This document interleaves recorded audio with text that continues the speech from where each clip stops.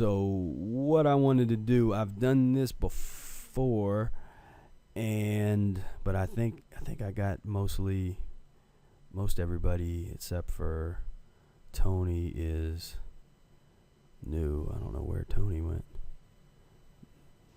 Tony must have fell off. So what I wanted to do is, Yo, I'm still here. oh, I didn't see your. Okay, I didn't see your. But like it's not. It's all messed up, man, on my side because like the screen is frozen. Okay. My thing says it's muted, but it's unmuted. I don't know. Okay. But I'm still here. Okay. Okay, I'm gonna share my screen again. Okay, so what I want to do now is I have a series of PowerPoint presentations of the Mucusless Diet Healing System, and I've done this before, but I think it's one of those things you can do it many times, and a lot of you are leaders. I consider everybody on here a leader in the Mucusless Diet, and somebody that is probably go out there and share information. I said on a phone app. Okay, yeah. So you might not be able to. Yes, if anybody that's on a phone, you won't be able to maybe see it, but when I post this up, you can go back and take a look at the visuals, but it'll still make sense from what I'm saying. And I'll also send these to you if you would like, and you can use this. This is like the perfect presentation if you have the opportunity to share the Mucusless Diet with your friends and family, or if you want to put together a presentation at a local school or a library or anything like that, where you're just going to say, okay, I'm going to talk about the Mucusless Diet Healing System. I'm spreading this information around. It's just informative discussion. So here's an introduction to the Mucusless Diet, and this is where if they have a projector or something like that, then you can, or a big TV or something, then you can use this. Okay, Ryan said he couldn't hear for a second. So so Ryan, basically what I'm doing is going over this PowerPoint presentation that this is my introduction to the Mucusless Diet Healing System.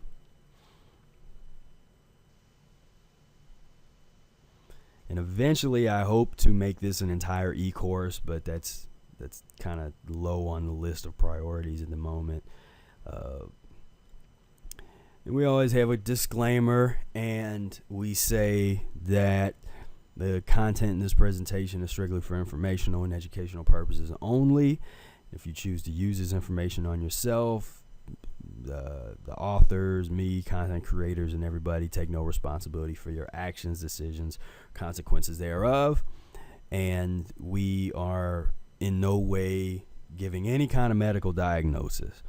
And I just make that point very clear that we have nothing to do with medical. I'm not diagnosing anybody. I don't like to talk about diseases. I don't believe in diseases. So I'm not going to get into a lot of that. When people use a word that you would associate with disease, it can be useful information for us as healers, because it lets us know what organs are affected, where the constitutional encumbrances and the obstruction is within the body. So if somebody says, well, I was diagnosed with such and such, then yes, you take that information in and you can use it. But it's not something that I ever read too much into, because I put it in a proper perspective. If you agree with Ehret that all things are constipation from uneliminated, undigested, unnatural food substances, then that is the foundation of human illness. And that's the word that I use, that I've come to use. Instead of disease, I use the word human illness, because at this point, there's no institutional system that has, as far as I know, that has a stranglehold on the that has some stranglehold over human illness. That's an old picture of that. So, Professor Arnold Ehret, author of the Mucusless Diet Healing System, and he discovered the diet by healing himself of Bright's disease back in the late 1800s. And he himself is an artist. He was a professor of art, and that's where the professor comes from. And he was really sickly. He had and he had a little bit of money, so he was able to go to all of the greatest doctors in Europe to try and find a cure. And he found nothing. He started investigating some of the vegetarians and some of the natural healing. There were some people talking about fruit, talking about fasting. And so he went to some of those clinics, some of those retreats, but none of them really were where it needed to be for him to heal. So he sort of got to the point where he felt so bad, he had pretty much was about to give up. And so he said, well, you know what, I'm just going to stop eating and I'm just going to see what happens. If I die, I die. So he was sort of had a more of a suicidal kind of mentality at that point, because he felt like he had nowhere to turn and nothing that he could do. So he just started not eating anything, and within a matter of days and weeks, he felt better than he had felt in years. And his vitality had come back, and he basically had gotten over that disease. And eventually, he went back to eating some of the bad mucus forming foods and stuff. But he noticed that he started feeling bad again, and that a lot of his symptoms were kind of coming back. And so, through his brilliance of this period of revelation and study, he started studying other. Was kind of a Renaissance man. He started studying other cultures and philosophies and theological principles, all this kind of stuff. And he sort of arrived at the point that, humans are biologically fruit eaters. That's not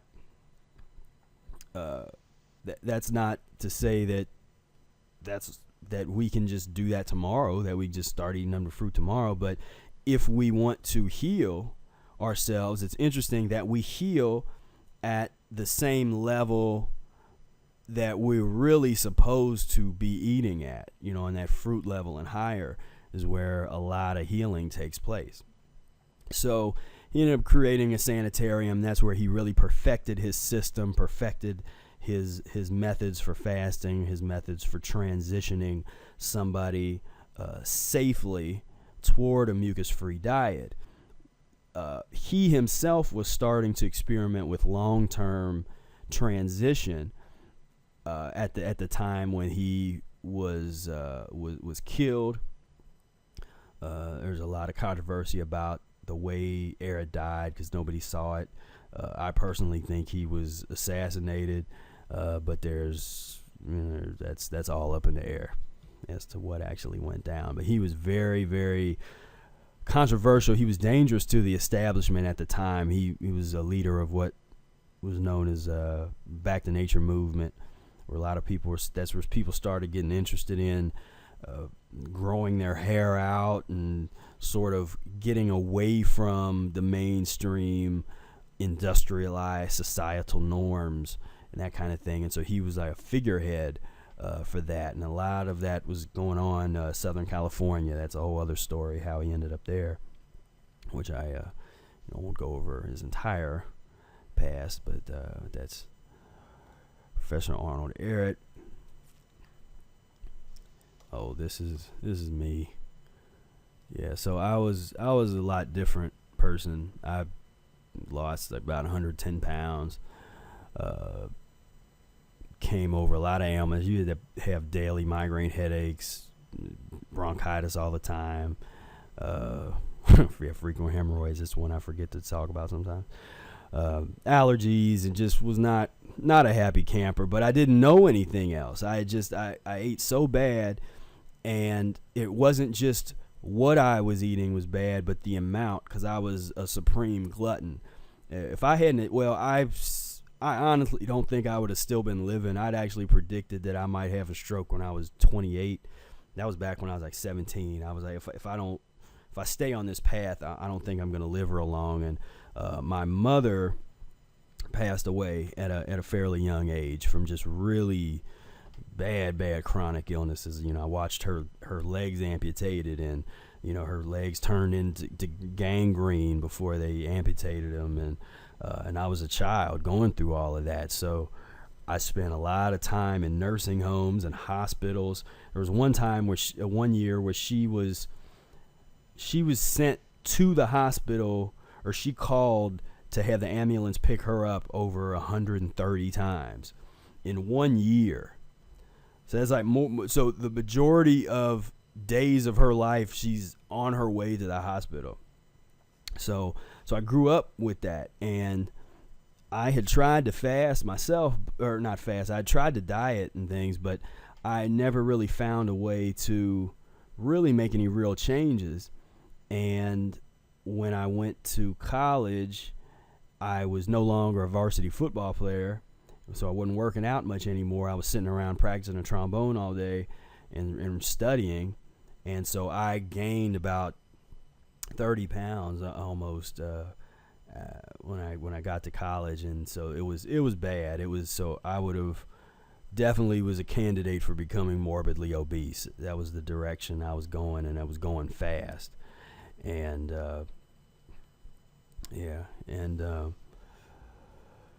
so it was a godsend. I met Brother Air, Willie Smart, and I knew him for quite a long time before he really sat me and my friend down, and we had a serious conversation about Mucusless Diet.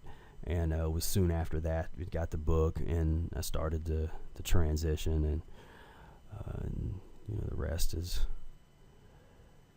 I don't want to say history. The rest is in progress.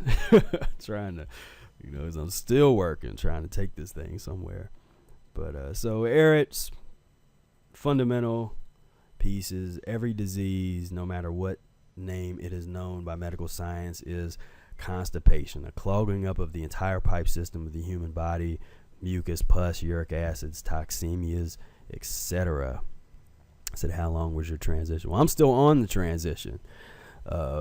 I look at the transition is a lifelong process. I mean, you're pretty much transitioning until you are so, really you're always transitioning, because there's always a higher level. So it depends on your goal, but my goal is so high that, I'll always be transitioning. But early on, there are certain benchmarks that I might recall or point out.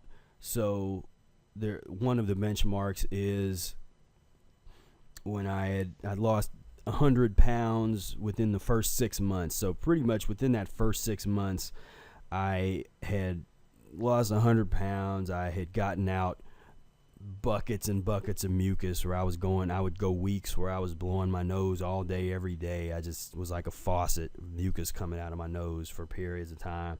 And normally I would have had taken pills that would have suppressed that elimination. So this was for the first time in my life, probably for the first time in my life, that I can recall, I was sick and I was not taking pharmaceutical suppressants. So all of this stuff had been loosened up and it was just coming out. And so those first 6 months were serious. I'd started doing daily lemon enemas. That really was a savior, because it would have been very, I'd almost say for me personally, it might have been impossible for me to really get off the meat and to do what I did if it wasn't for the lemon enemas. And of course, that's the enemas can be kind of a controversial topic with some people that will say that they create innervation or fatigue and all this kind of stuff. And that wasn't my experience. My experience was positive. especially all during the early stages. Bowel poisoning. So this is another one of these things where there'll be people that will try to say, well, no, there's not 10 pounds of uneliminated waste. It's just normal. That's just body weight. But that's part of what's considered to be normal is pounds of fecal matter, uneliminated feces just sitting in the bowels, hanging out, chilling, festering, getting nasty. That's just normal. And today, I mean, 15, 20 pounds, I think would be not uncommon for people to be able to get out of, 32 feet. I mean, that's 32 feet of something that is some people's intestines, because they're so constipated. It's just supposed to be, kind of round, and it can be skinnier and skinnier as you around the circumference as you get more waste out of there. But you can see meat was easy. Oh yeah, fast for 2 weeks. But yeah, the intestines with folks now, I mean, it can get bigger and bigger and bigger. And as soon as you start to see people that get that rock hard, because I experienced that kind of constipation where I would start to bleed because this stuff was so hard. It was rock hard coming out. I mean, it almost felt harder than rocks, like it was steel, and it would be like razor blades sometimes coming out, and it would be as hard as a brick. It would just, sit in once I got it out, it would sit in the toilet and just be like a brick in there. And yeah, I got rock hard waste, yeah. And I just can't believe I lived like that. I mean, now when I look back, I'm like, man, how did I do that? Just like that was just normal. Like that was just that's just how life is. You eat what you eat, and sometimes you can't go to the bathroom for several days. I mean, it's ridiculous now, but that's how bad things are for a lot of people. Because it's one of those questions: how, if you don't know that you're sick, how can you heal yourself?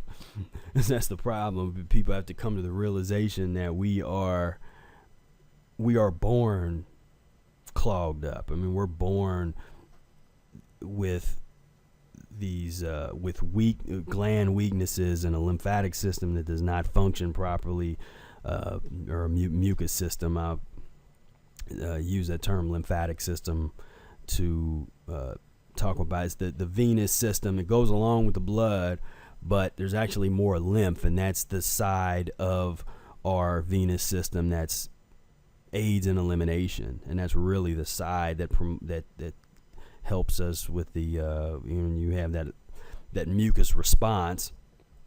That's the lymphatic system. Now, what to keep in mind, a lot of people get this confused because they'll want to think that everything is mucus forming because of a lymphatic response.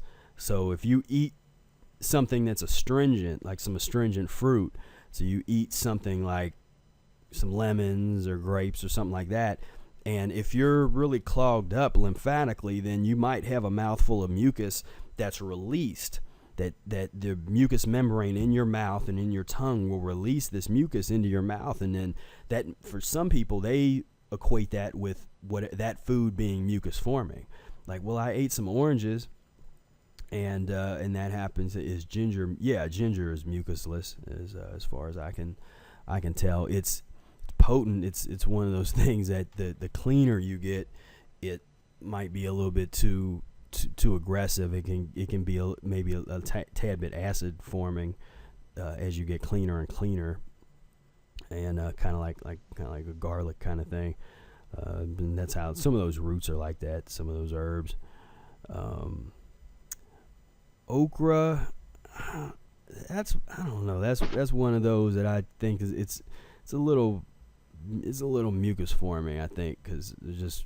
I don't have a whole lot of experience with it, but the couple times I had it, it was kind of slimy. I actually have to. That's a good question. I ought to go and revisit okra and get a little analysis on it. But Hey, Spira, I got a yeah. question. I was thinking about this the other day. Is the mucus in our system there in its form as mucus, or does it get expelled as kind of like a chemical reaction? Like, I've wondered about that. Like, let's say a little piece of tissue, it seems to expel so much mucus sometimes, especially after I eat like certain things. And I was just wondering, is the amount of mucus in our body, is it there in the form that we see it, or is that almost like a chemical reaction? I was just a little bit. I've Well, just been but thinking about that's that, the if you know what thing. I mean. Because humans have gone so far off the map in terms of what we are eating, to the point where a lot of people's diets consist of 100% mucus forming foods that don't eat any vegetables or any fruit. Our bodies have found ways to do the best that they can to adapt, and so the entire body is encumbered from head to toe with this waste, and the waste manifests itself in different ways. In some respects, it creates this, what you're talking about, it's this lymphatic system, and so you're having a lymphatic response, and once it's moving properly, then if it's moving properly and it's being filtered by the kidneys, then there's no issue at all. But there's different points in the body that have a tendency to be spaces of great elimination, and most diseases have their name based on where these points of mucus elimination, or these points of so-called disease, and you have something like, where people say they have a lot of problems with their teeth and gums, and they'll want to try and blame the fruit. That has nothing to do with the fruit. The little bit of fruit acids that you might eat, even if you're sucking on lemons, that's not what's causing this issue with your teeth. Your teeth there's acids that are breaking your teeth down from the inside. See, we're always obsessed with the outside stuff. Like, well, you got to make sure to clean on the outside. We're talking about lymphatic stagnation that happens all along your gums inside. That's what breaks down the dentin and all the roots and the things from the inside the teeth, and that's why they get sensitive, because there's a lymph system that's just stagnant, and for a lot of people it just sits there, and so and then when you get the people like Stanley Bass and some of these other people that want to try to eat nothing but fruit and misinterpret Ehret's message, that's why they lose their teeth, because all these acids that are sitting here in the gum line start to just bite away and start to break down the teeth from the inside out. Yes, there's issues where people, if the outside of their teeth, in between the gums and stuff, there can bacteria build up, and eventually they can start to eat away at things. But I still even think then, because it takes an awful lot of that external bacteria to break down a tooth. You would just have to totally, even then, I think there's always going to be an internal weakness, and this weakness is caused by acids, and this acid is sitting there because of the lymphatic system at that point. And there's some people that have weaknesses of teeth. That's just where their body has a tendency to have a stagnant lymph system. But when we talk about mucus in the body, to get back to that, I like to think about it in two ways. On one hand, you have everything that's related to the lymphatic system and the interstitial fluids. On the other hand, you have the actual slime that is left over after eating mucus-forming foods and it not fully eliminating from the GI tract. And so this slime, and this is the so-called mucus-forming foods. Foods that are mucus-forming, when they sit in the intestines, they eventually turn into slime. And this slime, our intestines were really not designed to eliminate slime. They were designed to eliminate fruit with ease. We can add mucusless vegetables to that and still be able to eliminate with ease. But when you start to add foods that create slime, that complicates everything. And it becomes very hard for our intestines to totally eliminate that slime.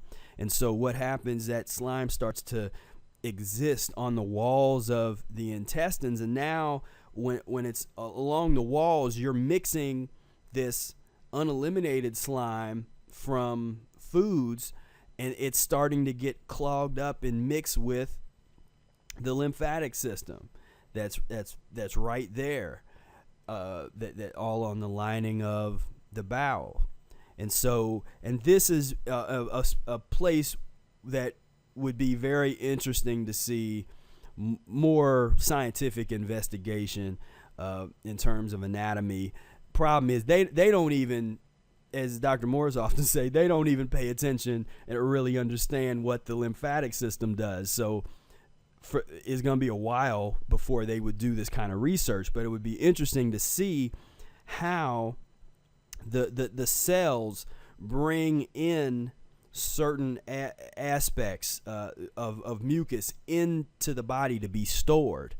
And they probably have a little bit of that. You could study when people talk about David Jubb. I don't know David, but I'm sure they have theories about how fat occurs and the cells bring fat, because that's kind of an interesting question. I think a lot of that, I don't study as much of that area from medical perspective because it's so flawed. Like every time I start to read it, it's like this doesn't make sense. And I like that Ehret principle, where anything that just doesn't make sense immediately is sort of humbug, just kind of that doesn't really make sense. But from an Ehret standpoint, it makes sense that people that tend to gain weight and be obese or have that tendency are a mucus type of physiology, where there's a specific type of physiology, and that's what I had. And so the difference between a mucus type of physiology and then the other kind is a uric acid type, where everything is broken down into acids.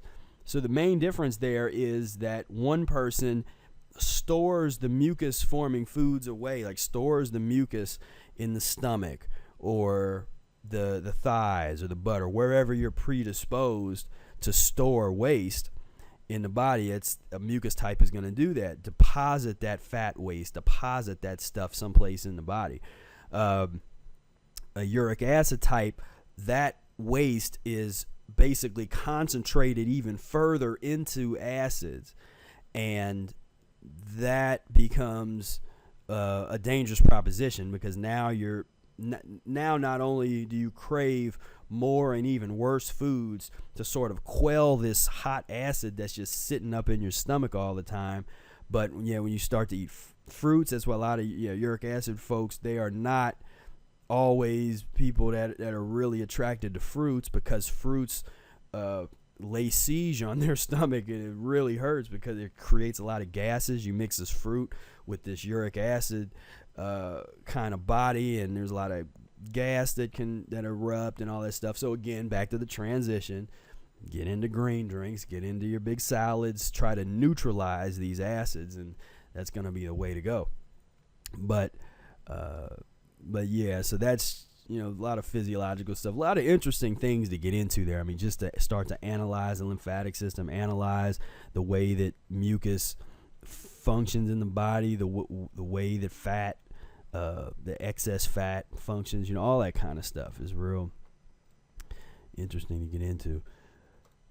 So in a nutshell, Ehret's mucus theory and the Mucusless Diet Healing System is the most successful compensation action against human illness. And this is such an important point. Compensation action. The transition. It's not telling you to just eat nothing but fruit right off the bat. It's not telling you to just be totally mucusless. It's saying that we're going to transition and you have to make compensation for having had generations of wrong eating. And it's not your fault. It's not, you have to be hard on yourself or anything like that. It's just what we're trying to do is get in line with Mother Nature. And there's always going to be some collateral damage involved, and that's the elimination. That's what we're basically bringing these illnesses out of us. And so if you have any weaknesses, any gland weaknesses, if you have any old injuries that never healed properly, all of that stuff is going to come up to the surface. And and I coined the term physiological karma. That's how I view it, is based on your physiological karma, you're going to go through, there's certain things that you're fated to go through. I like to equate the word fate with fat, because fate really has to do with fat. It has to do with waste, something that's unnecessary. But fate is only in play as long as you have a lot of obstruction involved, as long as you have a lot of unnecessary fatality, fatal. All has to do with obstruction. All has to do with something that's unnecessary, that's not supposed to be there, that's not supposed to exist, but it does, because we've gotten away from the way we're supposed to live and the way we're supposed to eat. So we've created a certain amount of fate or a certain amount of karma. And so we're trying to eliminate this fat or fate. We're trying to eliminate this to get that out of our system. But until it's eliminated, there's certain things. It's like when I know some of you are probably into iridology. If somebody that's skilled at that craft, look at your eyes and they tell you, well, you got weak kidneys, you got weak, looks like you have weak adrenal glands or whatever. That's you may have been born with that constitutional weakness, and if you were, then you're fated to deal with that at some point. Now, if you're running high on burgers and eating a bunch of stuff and feel, and just you think you feel good because you're high, so you're eating all that stuff, and like you see people on TV, and that's something interesting I've been doing recently, is like watching documentaries of athletes like after their fame, and how like decrepit a lot of them get, and they die early and all this kind of stuff. But just to put into perspective that warrior thing where people put them on this pedestal, but after the dance is over, their lives, a lot of them, not all of them, a lot of their lives are really rough, just because physically they have done a number on themselves. But the point is, all of these weaknesses are going to come back to, and we're going to have to deal with them. And that's why the Mucusless diet is the most real thing that you can do, because you are looking in the mirror at yourself, and it's only you. It's you and your reflection. Like, you have to go through this. You have to eliminate this waste. You put it there. Your bloodline put it there so that you're connected to them. And I kind of look at myself as the janitor. I'm the janitor of my bloodline. The party is over, and I got to clean this thing up. And so there's certain weaknesses and there's certain things that I'm sort of born into that I had to go through my transition, through my reconstructing my bloodstream, reconstructing and regenerating my organs and everything about me. It's all part of this system. So in a nutshell, Mucusless diet consists of raw and cooked fruits, starches, vegetables, and cooked or raw, mostly green leaf vegetables. The definition of mucusless diet, just foods that are not mucus forming.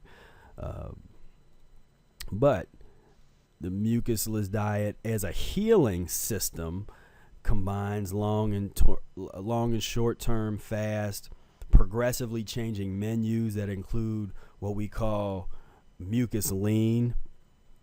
Whoops. Let me see if I can go back. Didn't mean to get off of that one so quick. So, the word mucus lean is foods that are mucus forming, but they're much better choices than foods that are pus forming, or foods that are really sort of bad mucus formers, or foods that are mucus forming but will act as a trigger, kind of a mucus trigger that will trigger worse forms of eating, worse foods. I've always been real careful with those. That's why from early on I got off of white potatoes, and just anytime I dealt with potatoes, it was going to be sweet potatoes, because white potatoes for me created a bad trigger where as soon as I ate white potatoes, I wanted to go back into eating meat and everything else. So it was like, okay, that's a trigger. I just need to scrap that all together. I don't even need to use white potatoes as a transition, especially when sweet potatoes are there. And to me, they tasted better, because that's when I started to learn that anything that I felt like I needed to put a bunch of condiments on, probably not something that I should be eating. Because I couldn't eat raw meat, and I couldn't eat cooked meat that didn't have salt and pepper and seasoning on it. I couldn't eat a baked potato without sour cream, and I mean, I put everything on a baked white potato: sour cream and chives and a whole stick of butter and a ton of salt, pepper. I mean, I couldn't eat a white potato, just a white potato. I can do that with sweet potato. Now, I had to transition to that. I did use some soy butter and things that I've since gotten off of years ago. I kind of got off of it, but I did use that at the beginning. And that's in the Mucusless diet, where Ehret points out, use some type of vegetable fat as a transition. Get off of dairy butter. So, but now, if I have a sweet potato, I don't put nothing on it. It's perfectly fine without any kind of condiment. Keep your mind free. It's necessary to keep your mind free from medical errors, and new physiology must be learned. So this gets really challenging for people, because now you're asking people to put these things on hold for a second. Just put it on the mantelpiece. Everything that you think you know about nutrition, that you think you know about human physiology, about diet, I'm not telling you to believe me. I'm not telling you to read the book and believe the book. I'm saying just put that knowledge on the mantelpiece for a moment, and sort of come to this with an open mind. Come to this information open to say, okay, well, let me go along with this and let me see. And it's not good enough to just read the philosophy. It's not good enough to just read the book. In order to learn and understand this, you have to practice it. And you don't have to believe everything that Ehret said. You don't have to believe all the philosophy, all of the finer points, in order to practice the mechanics of the transition. And that's something that I'm going to probably talk more about soon, and emphasize that Ehret says some controversial things, and I love talking about that stuff, and I love getting into those, kind of deep conversations that lead into spirituality and talking about physics and light beings, and there's some heavy things that we can get into, quantum physics and how that relates to Mucusless diet. I love all that stuff, but at the end of the day, there's stuff in there that's gonna be challenging when you read it. Like, dang, that's kind of like, I don't know about that. And everybody kind of has that response. And so what I say to that is, that's where, to read this book and to really get what you need out of it, you're gonna have to have a certain level of maturity, because there is kind of a maturity that you have to have in order to take this on and say, wow, this is pretty heavy. So I don't know if I believe all of it yet, but I'm not going to attack it just because I'm scared of it or because I'm too ignorant to try it out. I'm going to try it out. Let me focus on the principles of the transition. And what happens, the experience for a lot of people as they start to transition, is they see what Ehret was talking about. They start to see that and prove to themselves that a lot of those philosophies that they may have initially thought were wrong, or they initially didn't make sense to them, it started to make more sense. They started to see why he said what he said. But it took practice to in order to do that. And the way I tend to frame things when I start to talk about the new physiology and the philosophies and stuff, as an academic, somebody deals with methods and things from academia, I like to frame the discussions properly. I like a good philosophical discussion, but it has to be framed properly, and you have to ground your information somewhere. And I like to ground my discussions in Ehret, or it depending on what we're talking about, I might ground a discussion in theoretical physics, or theoretical physics and Ehret. But I've studied enough of that where I can do that.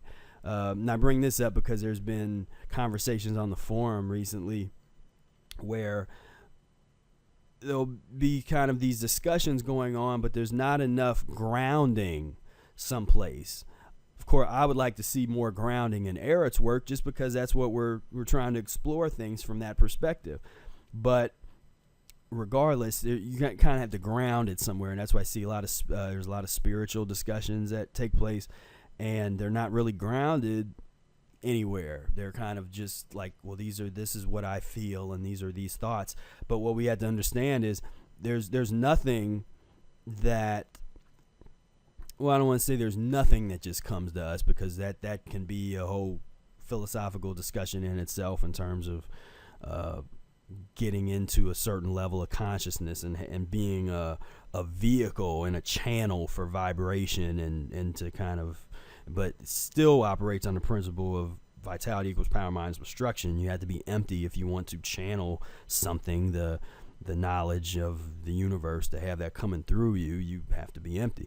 But in terms of these kind of discussions, it's just good to know where you're coming from, to just sort of put it down on the ground and say, okay, well, this is coming from if I'm speaking on a certain philosophy, well, this is coming from a Judeo-Christian perspective, or this is coming from a Hindu perspective, or this is coming from a theosophical perspective, or this is theoretical physics, or this is chemistry, this is Ehret, that kind of thing. Well, yeah, science and spirituality together, but that in itself has a tradition, that has a historical origin.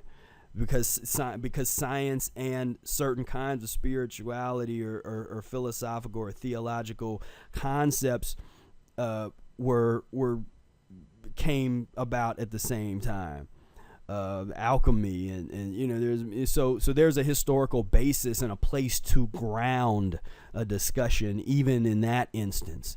If you want to talk about combining both of them. So, point is, I'm telling this to you guys because you guys are the leaders, and so we have to be the ones to elevate the discussion, to sort of enable people to have a more sophisticated discussion about these things, so that it's not, because when people try to say, well, Ehret is pseudoscience, I would say, well, no, like read Ehret or read my work, and it's about the framing, because I'm not a scientist. If anything, I would be, in terms of my writing, a philosopher. But at the same time, I'm also an expert on the mechanics of the mucusless diet. So like I said, you don't have to believe in the philosophy in order to apply the mechanics, because the mechanics are systematic. And and you could say, well, the mechanics are scientific, and it's like, well, it depends on your definition of science. I mean, the mechanics are the mechanics. It's if you have a car, you know that if you have a key, you put the key in the ignition and you turn it. That's the mechanics of starting a car. It's what you do. So the mechanics of the mucusless diet are similar to that. And at the same time, the mucusless diet is an art form. So that's the other side of it. So, as a practitioner of the mucusless diet, I tend to look at myself as an artist in terms of the way that I practice the diet. So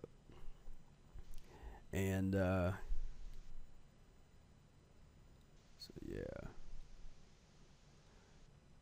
So you will be taught a new method of diagnosis, correction of the fundamental errors of metabolism, high protein foods, blood circulation, blood composition, and will also be taught what vitality really is, vis-a-vis Professor Arnold Ehret. Whatever simple reason cannot grasp is humbug, however scientific it may sound. I agree with that very much. Illness cannot be healed by only eating the right food, using special menus, or undergoing long fasts. Such therapies will not work without exercise, systematic application, special consideration for every case. These are all very important points to always stress, because there's so many I just going online, there's so many websites where people say they have one thing like, here, eat ginger to do this, or the 5 superfoods that will help your acne. I mean, it's always trying to, instead of being systematic and holistic, it's about trying to target one thing, like buy this one, this is what you need, and that's not what it's about. It's not about the right foods. It's about understanding elimination.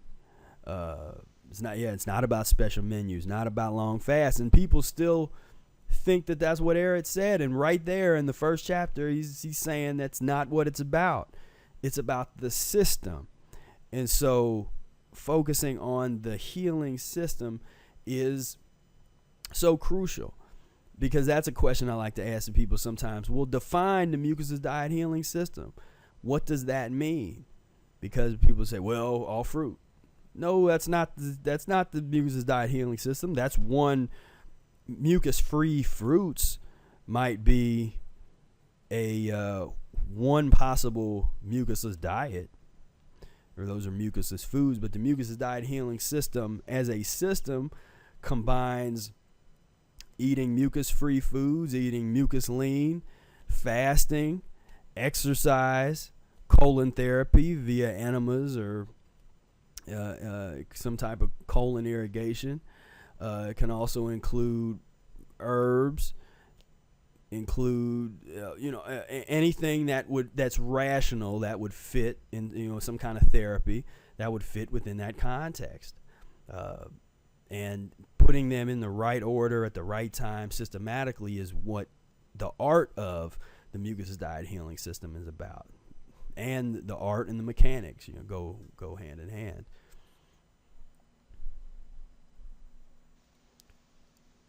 So fasting is, as Ehret says, nature's infallible law, omnipotent healing process. And Ehret allows us to have a range of fasting experiences in terms of the way that he explains fasting. It's not strict and dogmatic. It basically goes with each individual case. So he recommends to start out with a 2 or 3 day fast, and it could be a juice fast. And this is where you can get into the art, because depending on what type of juice you use, if you do grape juice, that might be a more comfortable 3-day fast than if you do nothing but lemon juice, which is going to be more aggressive. So you have all these different options within the context of fasting. For a lot of people, eating nothing but fruit is going to be a level of fasting. And water fasting is available there. Ehret's long-term 49-day fast was a water fast. But the thing is to not get hemmed in or have this real dogmatic definition of what fasting is, because a lot of the people that say, well, fasting is only water fasting. Well, I can find some other people that say dry fasting is the only thing that's fasting. And some people say, well, only fruit juice and beyond is fasting. Then people say, well, eating fruit can be a form of fasting. So what I like to do is it's based on your physiology and where you're at and what you're doing, and understanding those different levels and understanding how to use those different levels at different times of your transition is important, is an important part of this thing.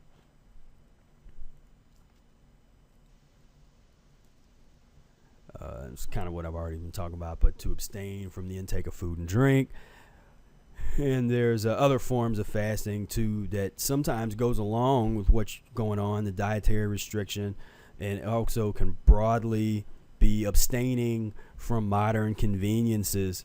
And I've been through periods of that where I was fasting, juice fasting on one hand, but I was also got away from computer, and that was sometimes that's even before. I'm now, a lot of these periods I'm thinking when I did my really long fast, I was before social media existed, but just getting away from, there was times where I turned off the electricity in my house. I just wanted to get away from all electricity, anything that wasn't, and those are things you don't have to do that. Those are things that I've personally done just because I like to push myself and do things to see what'll happen. But yeah, it's fasting, very, very deep topic. I'm going to be talking a lot more about it. You've started to see posts about it. That's a topic I'm going to be getting much deeper into over the next couple months.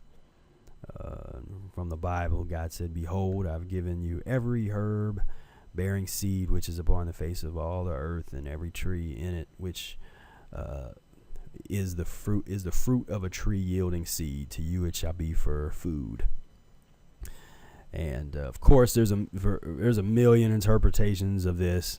My interpretation is that this refers to humans being fruit eaters, because this is Genesis 1:29, and Genesis 1:30, it says that animals are vegetable eaters. So some people try to look at this and say, well, this means that to eat fruit, or they'll interpret this sometimes to just be vegetables, or they'll interpret this to be, well, that you're supposed to eat the seeds. It doesn't necessarily say you're supposed to eat the seeds. It's just you're supposed to eat the fruit of a tree that yields seeds. That means the fruit yields seeds. But I know that there's some fruitarian thinkers that will use that as an excuse to eat nuts and seeds and things that are mucus forming.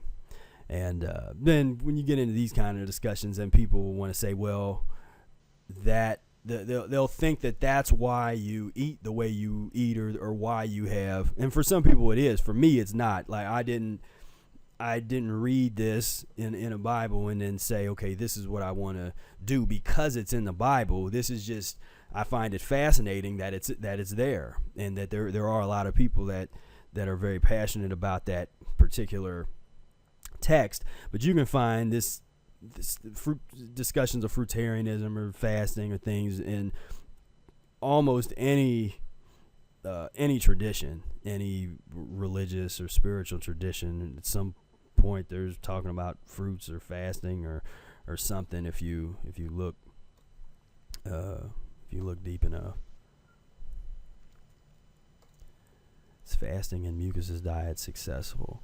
So fasting and Mucusless diet is oftentimes not successful in the past because people do not know how to put it together systematically, and it's very specific to each individual person. So the Mucusless diet and rational fasting books, it's about understanding the mechanics. If you can go in and kind of get the mechanics out of it, then you learn to apply those mechanics to your body. So if I can give an example, I say that a lot. Let me give an example. So, for instance, if there's somebody that is, say you're in a juice fast, and maybe you're 5 days into a juice fast, but you start to have an insatiable craving for meat. somebody that's just sort of beginning with their transition or something like that, and they do their a fast, and 5 days might be too long, have been too long for them. But if they do 5 days and all of a sudden they have this appetite for meat, what do? Well, you don't. They probably should not keep fasting. They should probably not try to push themselves through it. Now Ryan's got it. Yes, exactly. The first thing they do is an enema. Yeah, flush the colon. First thing you do is the enema. Then I would break that fast. Even if the craving maybe went away with that, it just starts to get too dangerous, because that's letting you know where you are. It's being real with you. Your body is gonna get real, and a lot of people come to this thing and they think a lot of things in their head. They think that they do a little bit of fasting, and then because it feels so good, well, I can do this. This is easy. Then all of a sudden they get wrapped upside the head by the diet, and so when something like that happens, it puts things into perspective. So there's no reason to keep fasting after that. Just and that would be a person I would tell break their fast with a raw vegetable meal, with a raw salad. I'm gonna have total different advice for somebody that is that's a little bit cleaner, that's maybe been vegan for years, or vegetarian, or done cleanses in the past or something like that. I'm gonna tell them to break their. First, I might push them to go a little longer. Like, you know what? Just push yourself. See how far you can go, because they're less likely to get some kind of crazy craving and fall off the wagon. When I'm working with somebody in fasting, that's the main concern I have is breaking the fast and not pushing oneself unnaturally to try to go too far, because that almost always ends up in binging. And that's why people end up they be into a fast and then they come off and they're eating all kinds of crap, and it's not good. And that's why, because they didn't transition into the fast or transition out of it. So when those cravings start to come around, it's like, okay, it's time to let's transition off of the fast. If it's somebody more advanced, I'm going to say, well, break your fast with fruit. And what's interesting, it's one of those things where, depending on how you read the Mucusless Diet, if you're already fruit-minded and you read the Mucusless Diet, you won't even see the part where Ehret recommends that some people need to use vegetables to break their fast. If you're not fruit-minded, you might only see where Ehret says that you should break a fast with vegetables. But they're both in there, and it all depends on where you're at physiologically. I only used vegetables to break fast maybe the first, say, 3, 4, 5, 6 months. I don't know exactly when but my first fasts were broken with vegetable meals. Then once I got into breaking them with fruit, after I'd cleansed myself for a while, then I hated. I couldn't go back to breaking fast with vegetables. That was like, that was just not a good idea. So, but that's the genius of the system, is that it's applicable, or can be applicable, to everybody. But we have to, as practitioners and someone that can help other people with this, we have to have a wide enough perspective to see that, so that, because if we're just sort of trapped in our own experience and always giving advice just from sort of that instead of a more expansive perspective, then we can sometimes get caught maybe either pushing somebody a little too hard, or maybe not pushing somebody hard enough. It has to be that balance when you're working with people. And that was one reason why, when I got into the diet, I became a student of the transition, and I talked to everybody I could that had ever read the Mucusless Diet, people that had did it for a month and stopped, people that had been doing it for 30 more years.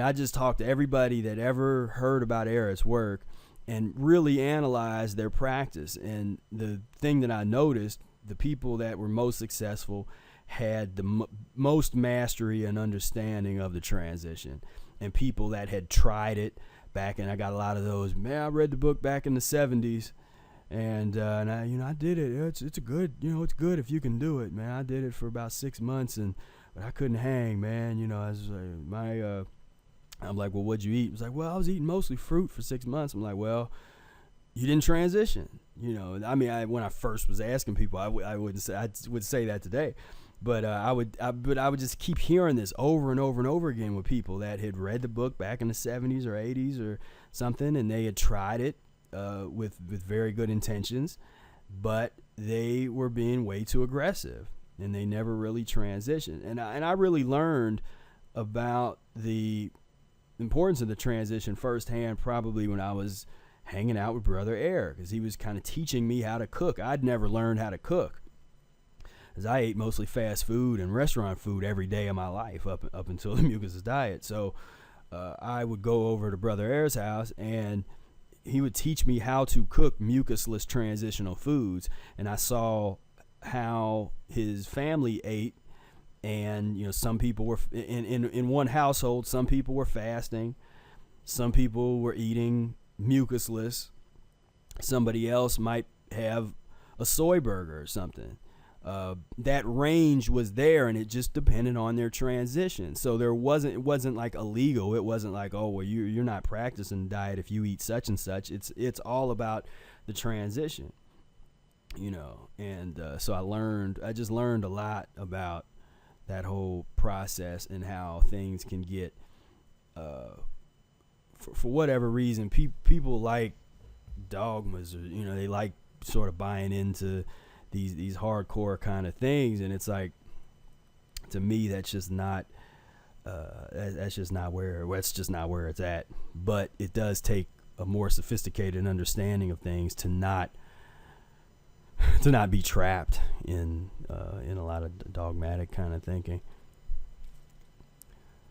Body efforts to eliminate waste with disease. Disease is an effort of the body to eliminate waste, mucus, and toxemias, and this system assists nature in the most perfect and natural way. To get healed, the body must be freed from waste, foreign matters, mucus, and toxemias that have been in there since childhood. So, real quick, I'll just kind of we want to go over all these. But how does Arnold Ehret define disease? How does Arnold Ehret define constipation? About how many pounds of uneliminated fecal matter is in most humans? According to Ehret, can humans be healed by using special menus or radical fasts? True or false? And I won't answer these right now, and we'll just kind of go over these to just show you these lessons. You should be able to just sort of spout these out in your head as we go over them. According to Ehret, what is nature's infallible law and omnipotent healing process? 6. Ehret says, whatever simple reason cannot grasp is humbug, however scientific it may sound. What do you think is meant by this statement? Why is fasting and the Mucusless diet often not successful in many cases? So that's my lesson 1.